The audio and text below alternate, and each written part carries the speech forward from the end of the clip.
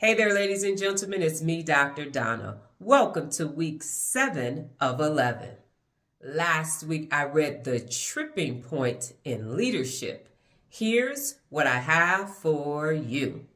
Ladies and gentlemen, this was a good book. It was a simple read, and it talked about apathy and what you can do with it in the organization. I'm going to share some of the takeaways, but my biggest takeaway was when people are presented with something that causes fear in them, some type of resistance, they're going to choose self-preservation. And as a result of that, they will seek comfort. And that's very eye-opening for me because I teach all about personal accountability, and you have to attack your fears and you have to become your best. And it was a very eye-opening moment for me. And I thought, this is what is taking place when students can't finish challenges, when they get to a point, they begin to resist and they begin to fight back. They are being apathetic and they want to go in a comfort zone, and it isn't even benefiting them, but they will still choose it because that is human beings' natural inclination. I'm being challenged, I'm going to resist this change, and I'm going to create a fight or flight response, and I'm going to shut down, I'm going to choose me. So that was my biggest takeaway. Here are some other parts that resonate with me as well.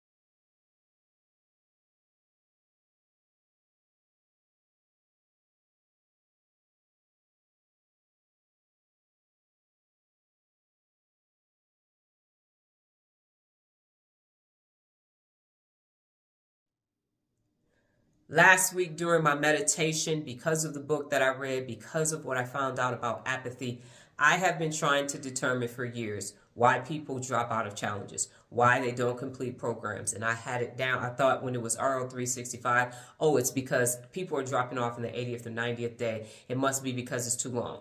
This whole entire year, I've done 30-day challenges and people can't complete them, or they start over, they start over, they start over. They'll do a couple of challenges. I believe they have momentum, and then they'll get to a challenge, and it's this fight or flight response. And because of this book, I understand that it is now apathy, and it's also them choosing self-preservation. It's them saying, I'm not going to do this challenge. No, I'm choosing myself.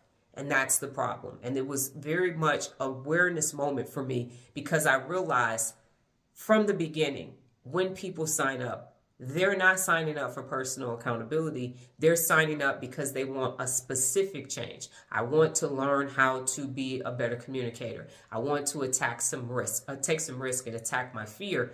But they're actually not signing up for personal accountability, which is a lifestyle change.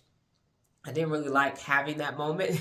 I didn't like the way that made me feel, but it's true because every time they get to that moment where they're having to resist some change, they not resist it, but to actually attack it. And I call it breaking the wall down. And I say, you get to this wall and either you're going to break the wall down or you're going to break down. And I was taking it personally, but now I understand everybody doesn't want to be best. Everybody doesn't want to wake up every day at 100%. Will we get there at some point? I hope so. But now that I have this information, as I go forward, there will be some changes within the curriculum, and I need to understand, well, I now understand that this can't be the process going forward. Because one thing that the book did say is that when someone is interested in changing one aspect, they can do that. But changing one aspect is not living, eating, and breathing the 74 principles of real leadership. The objective of daily personal accountability is to be your best every day and not, well, I'm just going to change and I'm going to be on time. I'm just going to change and I'm going to make sure my house is organized. So people have been picking and choosing one or two or three of the 74 principles of real leadership and implementing that. And I have been thinking that they are holding themselves personally accountable one principle of real leadership at a time.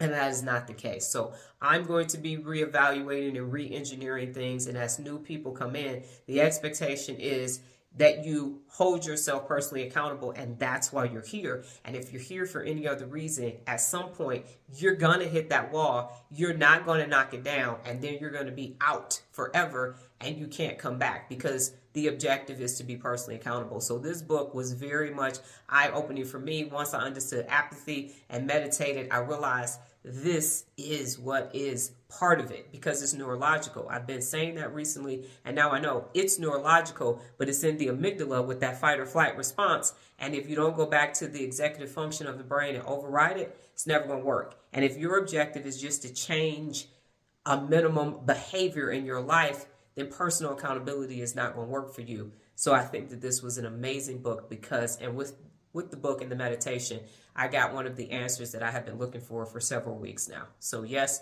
the book was good, and the meditation, awesome, awesome, awesome. I'm so happy I chose meditation for this book challenge. This week's book, Glenn Beck's Common Sense. Well, that's my time, ladies and gentlemen. But before I get out of here, just remember the journey of 11, a time for meditation to a path of manifestation. Adios.